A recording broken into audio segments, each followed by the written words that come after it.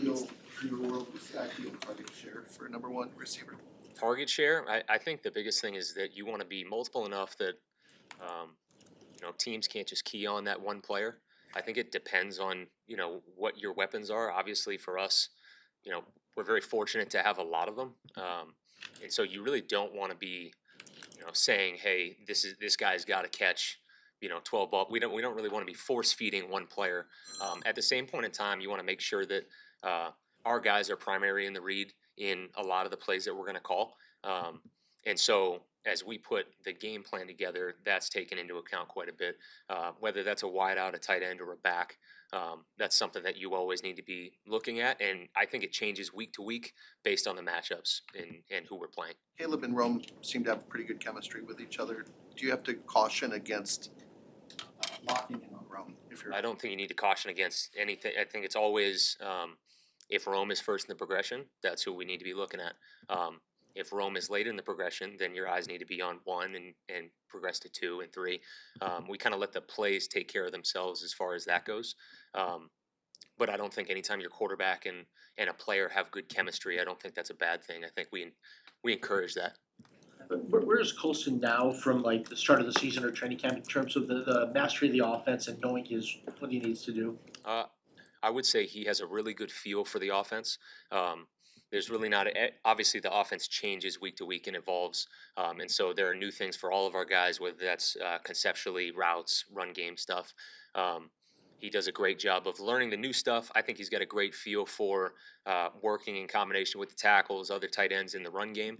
I would say he's pretty far advanced for a rookie, and I've been impressed by the way he carries himself. The sack that Caleb took on that first drive, is that an instance where you'd want to see him use his athleticism down there? Yeah, I think so. That one you're referring to was like 3rd and 7 from the 7. We end up taking a sack there. We get pressured off the left side. Obviously, if you felt it, we would love for him to be able to evade and kind of create something down there. We were still playing within the progression, and I don't feel like he felt that, and so we end up taking a sack. If he had felt it, obviously we would love for him to kind of create a new play there. In a situation like that, how do you get him to sense pressure better, like right there? I would say that's more a question of us blocking that protection better. That was really early in the protection. His eyes are to the right, reading the concept. There are times, the left side's referred to as the blind side for a reason. You can't really see that. He has a better feel than a lot of people for feeling that and getting himself out of trouble. But right there, that was an instance where he's playing to his right.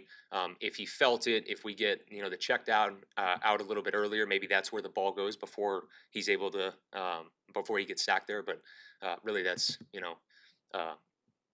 we got to do a better job with the protection. Declan, what have you seen with the red zone struggles? Does Caleb need to use his legs more? Do you need to pass more in the red zone?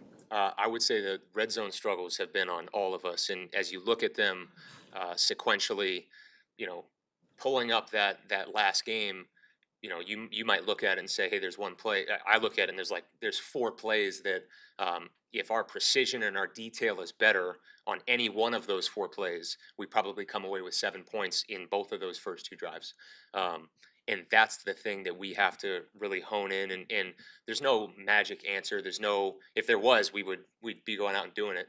But it's really our ability to execute with the precise details, what we're asking our guys to do in those critical moments are going to lead to 7s rather than 3s.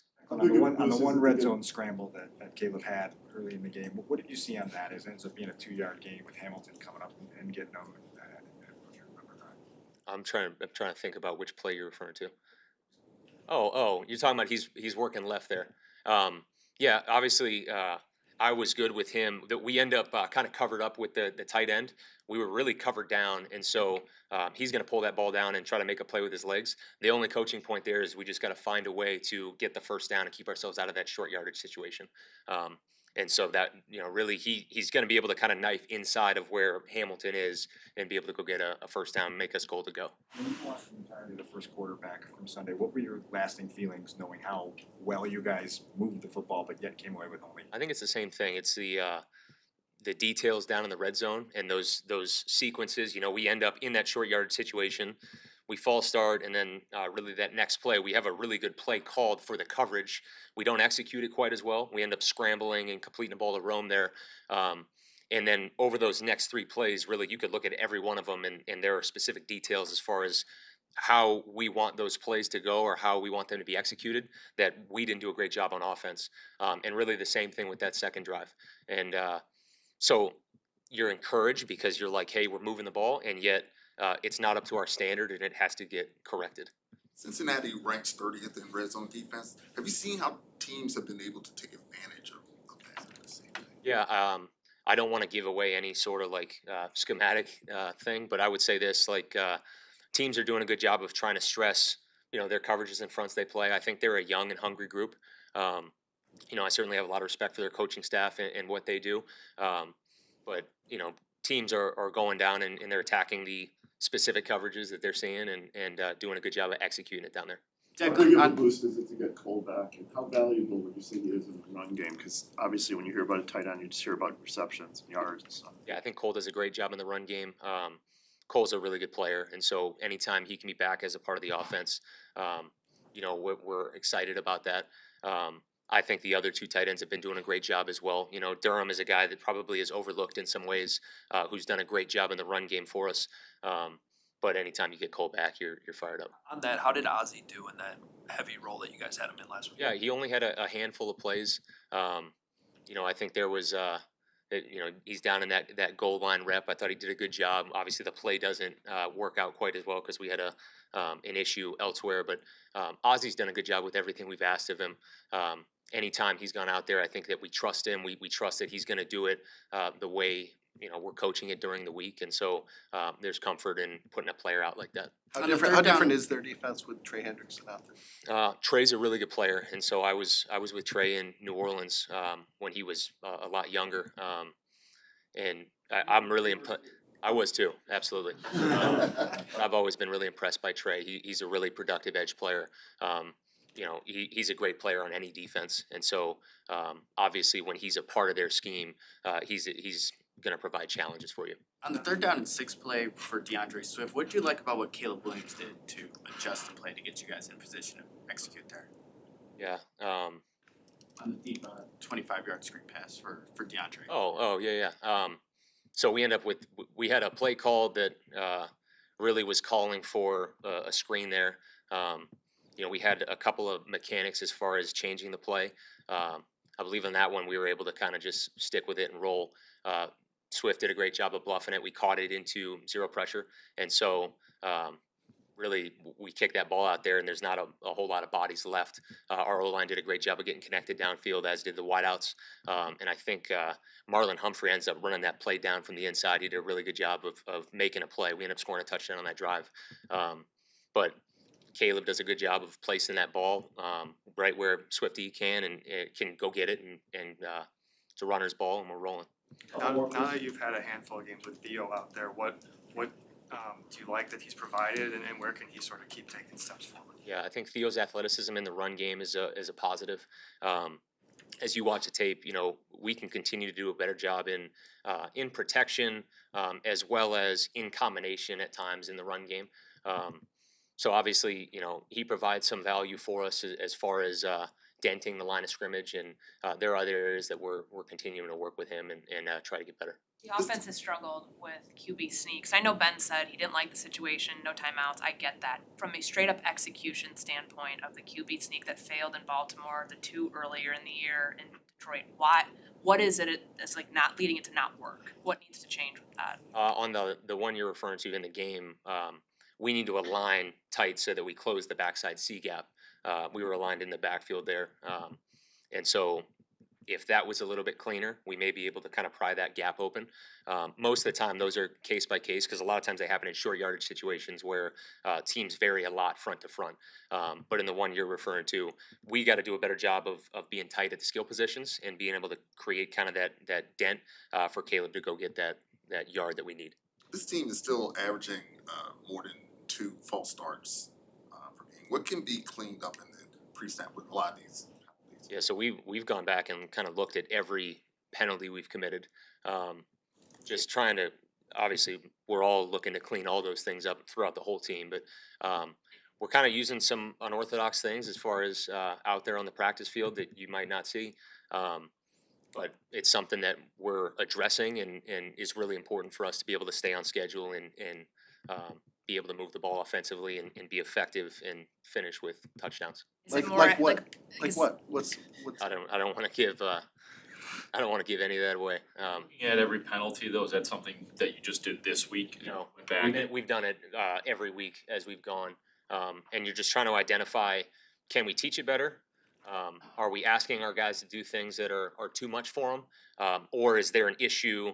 Whether it's communication or is there something happening that is causing those things, and that's really as we evaluate it, that's what we're trying to attack. You figure out what is the problem, and then create a plan to attack that. New approach though in practice to try to help this. We've kind of gradually done that as the season has gone on, but yes. Is there more pressure? Like, would guys respond better to pressure in those situations from the staff? Like, I don't know. It's kind of absurd to think a guy might get benched in here. You don't have a 90-man roster like they bench guys in college when things like that happen. Yeah.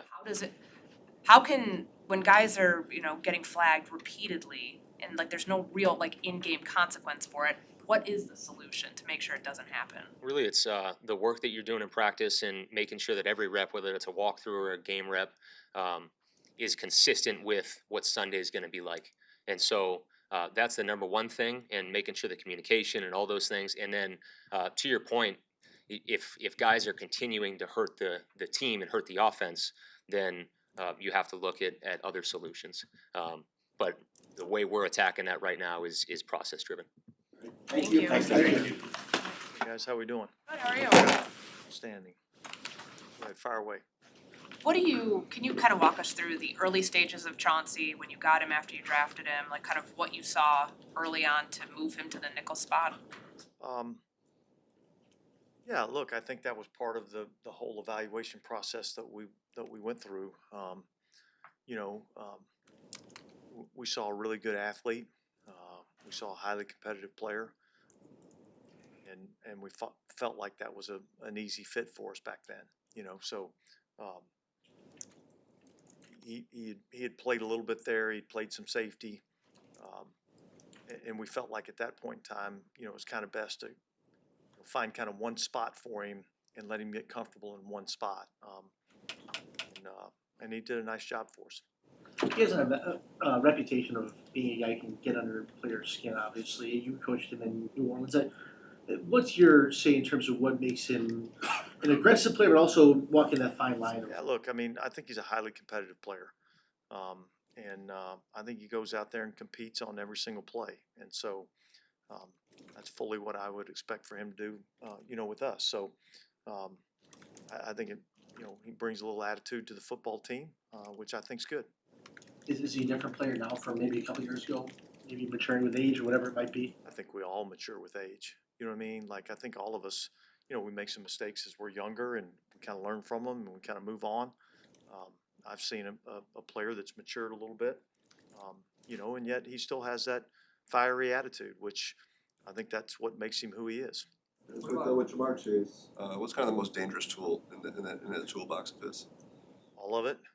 You know what I mean? Look, he's got good speed. He's got a really good catch radius. He really basically catches anything that's anywhere near him. And he does a great job of getting in and out of breaks. I mean, his transition skills are outstanding. He's an exceptional player. And when you watch the tape, especially over the last few weeks, they're feeding some targets to him. And there's times I look on the tape, I'm like, there's two dudes draped all over him, and they're still throwing the ball to him. So they got a lot of confidence in what he can do, and he's an explosive player and somebody that's going to be a challenge for us to have to deal with.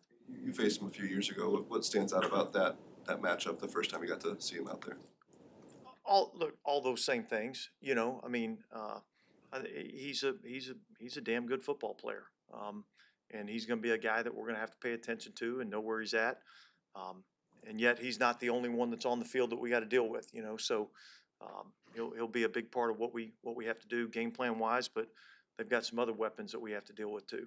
What have you seen from Austin Booker in practice, and what are your expectations for him? I really think the last couple of weeks, I think he's been outstanding in practice, and so, I think, he'll get an opportunity to get out there, I think, this week, and, we'll see exactly what he can do, but I'm excited about watching him play, for sure. Kevin Byard told us yesterday that Gardner Johnson took all the reps in yesterday's practice. Where is his comfortability right now in your scheme? Look, I think there's some recall in terms of, what we've done with him before. I think that was kind of the plan kind of coming in is let's try to force feed some of the information to him, force feed some of these reps to him, and then, see where he's at. And so yesterday was a step in the right direction in that regard. We'll see how it goes today. Today's more of a third down emphasis. So we'll just monitor that, see how it goes throughout the week, and then, obviously we'll make some decisions as we get closer to the end of the week. How similar is your scheme today to what it was from 2019 to 21 with them? Yeah, I think there's a lot of carryover. I think there's a lot of similarity, and yet there's some things that are different. Some things we're doing, new. I think every year you have to evolve a little bit. I don't think you can just, throw the playbook down each and every year and say this is what we do. You have a starting point, you have a foundation, and yet, each and every year is going to be different because each year you have a different unit. So you try to find out what you're able to do well. Try to emphasize those things as much as you can, and try to, stay away from some of the things that you might not be quite as good at. And I think each year that changes. From a foundation standpoint, I think there's a lot of similarities. With Austin coming back, is there more of an opportunity now to potentially play Dio inside? I know Ben talked about it yesterday, that some of his best plays. Yeah, I think when we this offseason when we evaluated Dio, I thought that was one of the best things that he did was his inside rush, and yet we haven't really been able to use him a whole lot in there, and so I think we'll see how the games play out, but I think that could lend us being able to use him a little bit more inside. What do you think's holding him back as an edge rusher right now? Oh, look, I think probably the biggest thing that's holding any of us back is in terms of edge rushing is, we've got to get into some of these games where we can, get the score in a position where, they're having to throw every down. It's much harder to rush the passer when you're in a, run play action down than when they're in, a drop back mode. I think, our ability to affect the passer or affect the passing game, I think has been demonstrated some in terms of third down when, that's really kind of a passing situation. There's different things that we can do, in terms of can we bring an extra rusher? Do we drop the ends? There's different things that we can do, but I do think, when we've gotten into situations where it's an obvious passing down, I do think there's been some things that we've done to be able to affect the passer. How has Joe Flacco been able to stay in the league as long as he's been able to? It's probably a better question for him, and yet I would say this. I would say, he's a professional. You know that he understands football. He works at it. He studies at it. You don't come in, in 1 week, play the quarterback position without, having some real intelligence about you in terms of what you can do. And, I think, one thing that's, doesn't change when he's 41, when he was 25, when he's 55, he can spin it, and I think he throws the ball exceptionally well. His experience, does that kind of shrink the margin for error in the secondary in the sense that he has seen so much that if he has time back there, he's going to find wherever the lapse. Yeah, look, I think anytime you play one of these veteran quarterbacks that's been around the league for a long time and seen a lot of things, you have to be on point. There's not a lot of things that you can get away with. There's not a lot of things that really fool those guys. So, we're gonna have to execute, and really honestly that's the same each and every week. Our ability to go out and execute and do our jobs and do them exactly right.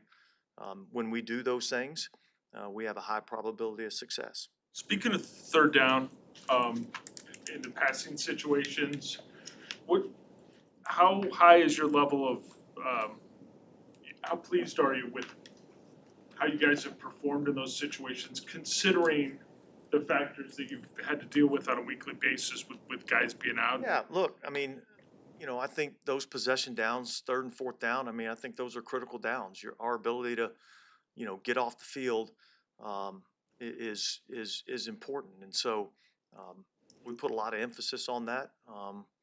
And I think our guys have responded to the game plan each and every week, the changes that we make, how we want to try to attack the offense. I think they're doing a good job of studying how the offense is going to try to attack us, looking for their opportunities to make plays. So, yeah, I've been pleased with what we've been able to do in terms of third down defense, and yet, we're really not quite to the halfway point. So we still got a long way to go, but our ability to get off the field, on third down or fourth down, I think is big in terms of, our success, not only defensively, but, overall on the football team. Thank you, guys. All right, thank you. Thanks, guys. All right, afternoon. All right. Doing good. How are you all? Good. All right, go ahead. Throwing the beard out? Looks to be that way. Go ahead. Coach, other than the kick being short, were you pleased with just the execution on that Mayday situation right before halftime? Yeah, I was, Coach. I really was. I thought that was outstanding. The communication, proud of the operation and the execution in which the offense got off the field in a timely fashion and the field goal team got on. If you look around the league, there are a number of examples of people not being able to execute that for whatever reason. So I was thoroughly pleased with how our guys executed and operated in that situation. Unfortunately, like you said, the kick was a yard short there. But really, you go around and you look around the league. I mean, I could think just off the top of my head, Minnesota had one not too long ago. It was a 53-yarder, so it was even shorter, and they didn't get that one. And Miami's had two in back-to-back weeks and executed to their liking. And then Kansas City had one early, in the year where they rushed on and got a real long one. So you always like to see guys operate and see guys not have a fire drill that looks unorganized or looks like they're not prepared properly. So I was very happy with that part of it. Now, next time we get a chance, we just got to make the kick. In your experience, does the kind of the rush aspect of rushing out there, can that affect the length of the kick? Like, in other words, is there any data that shows like a timeout would result in longer kicks or anything?